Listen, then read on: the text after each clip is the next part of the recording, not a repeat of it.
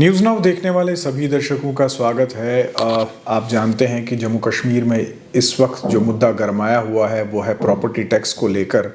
और वक्तन फ़वक्तन property tax के हवाले से जो भी अपडेट्स होते हैं वो हम आपके सामने लेकर आते हैं। तो आपको बता दूं कि अभी अभी लेफ्टिनेंट गवर्नर मनोज सिन्हा द्वारा जो है एक अपडेट किया गया है। उन्होंने ट्वीट कर एक बार फिर से लोगों से ये कहा है कि ये जो प्रॉपर्टी टैक्स लिया जा रहा है इससे जो जम्मू और कश्मीर सिटीज़ हैं इससे रैपिड डेवलपमेंट होगी और जो ग्रोथ है जम्मू कश्मीर की वो और बेहतर हो जाएगी और अच्छी हो जाएगी। और उन्होंने कहा है कि इससे फाइनेंशियल सेल्फ सस्टेनेबिलिटी जो है वो शहरों की होती है।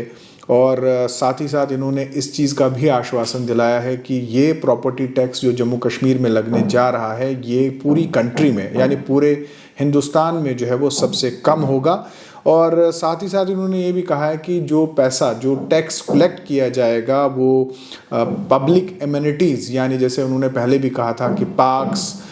या फिर पब्लिक के हवाले से कुछ और फैसिलिटीज़ का जिक्र भी उन्होंने किया था कि ये पैसा जो है उसके लिए जो वो खर्च होगा। साथ ही साथ इसमें उन्होंने फिर से एक बार ये दोहराने की कोशिश की है कि एक तो प्रॉपर्टी टैक्स जो है वो पूरे मुल्क भर में सबसे ज़्यादा कम होगा, और दूसरा उन्होंने ये कहा है कि इससे जम्मू कश्मीर की जो इस वक्त स्थिति है उसमें बेहतर होगा, इंफ्रास्ट्रक्चर डेवलपमेंट्स होंगे। और साथ ही साथ उन्होंने कहा कि जो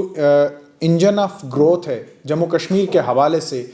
उसमें जो है वो रैपिड डेवलपमेंट जो है वो देखने को मिल सकती है। यानी कुल मिलाकर देखें तो एक बार फिर से उन्होंने जम्मू कश्मीर की जनता को ये समझाने का प्रयास किया है कि जो छोटा सा अमाउंट उनसे कलेक्ट किया जाएगा प्रॉपर्टी टैक्स के नाम पर वो लोगों के लिए खर्च किया जाएगा और लोगों को बेहतर सुविधाएं जो है वो दी जाएंगी। और कोशिश की जाएगी कि जो यहाँ पे इंस्टीट्यूशंस काम कर रहे हैं जैसे ये पैसा जो है वो जम्मू म्यूनसिपल कॉरपोरेशन और श्रीनगर म्यूनसिपल कॉरपोरेशन के अकाउंट में जो है वो जमा होगा, तो इनकी जो सर्विसेज हैं जो ये पहले ही सर्विसेज लोगों को दे रही हैं उनमें और सुधार देखने के लिए और बेहतर करने के लिए जो है ये पैसा जो है वो खर्च किया जाएगा।